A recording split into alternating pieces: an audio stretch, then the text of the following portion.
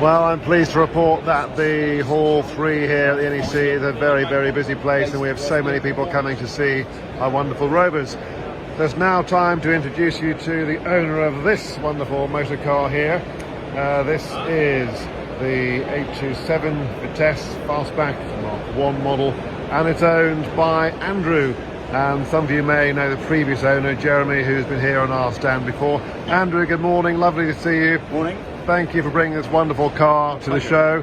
Can you please tell us how you bought it, where you bought it, and a little bit about this car? Sure. Well, there's a nice story with this in that I actually bought this on the club stand in March this year. It was at the restoration show, and I was talking with you, Mark, about looking for a car, and you said, well, actually, there's a couple of cars that need someone to pick them up and save them down in Cornwall. A red one and a green one, and I was very interested in the red one, but I was quite happy to have a look at the green one as well. Jeremy, who owns the cars, we had a conversation over the phone, so sight unseen I bought both cars, paid £1,500 for this one, and by great coincidence, although it was in Cornwall, I happened to be going to Cornwall in May this year with a male voice choir, so I went down on the coach, and when I got down to meet Jeremy, he said, well, of the two, this is the one that's MOT'd and driving, so this is the one you're taking home.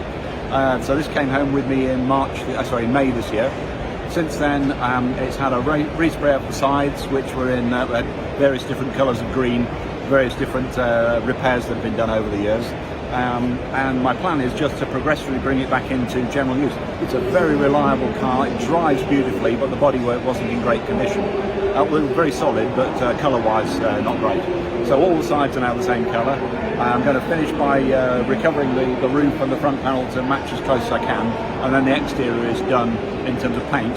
But there's lots of little bits of trim that need either refurbishing or replacing. There's bits of overspray and things like that I need to tidy up, and then move on to the inside. A major job on the inside is it needs new headlining. So we'll remove the headlining card and have that recovered and put back in, which hopefully we'll do over winter. And then by early next year, it should be more or less done as a very opulent and comfortable driving car. Well, speaking of opulent and comfortable, let's have a look inside this car and see just what exactly you get for your money when you buy a Mark 1 827 Vitesse. So let us show you inside. Now this is cream leather. It's you really can't underestimate the size of these cars. I mean, they are pretty big cars. It is a full five-door hatchback, and it certainly will take plenty of luggage and 5 passengers. Now we must talk about the elephant in the room here, which is the Honda steering wheel. Do we know the story of the Honda steering wheel? Yeah, so this car came without cruise control, but it had all of the wiring inside for cruise control. So the previous owner bought the cruise control module and then went and found a Honda Legend steering wheel, which was a direct fit and just plugged straight in. And the story goes that when the fastback car was created, they didn't have a position on the dashboard for the cruise control on-off switch, so they didn't fit cruise control.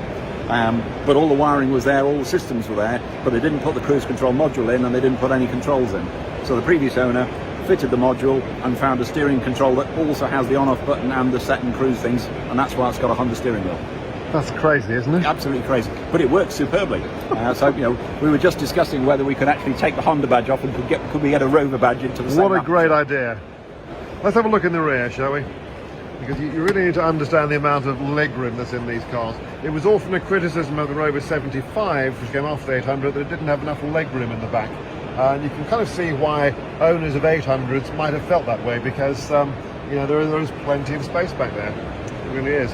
The interior of the car actually it's really quite nice. Yep. Andrew. Apart from the headlining, the interior is held up very well. It's 175,000 miles, so it's not that it hasn't been used. It's really held up very well indeed.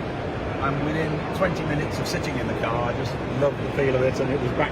I had an 820 as my daily driver back in the late 90s, and I just felt immediately comfortable, but this was even more comfortable with having the leather seats and everything. So yeah, very pleased with it. Fantastic. Well, it's a lovely car, and it's here on the stand all day today, all day tomorrow.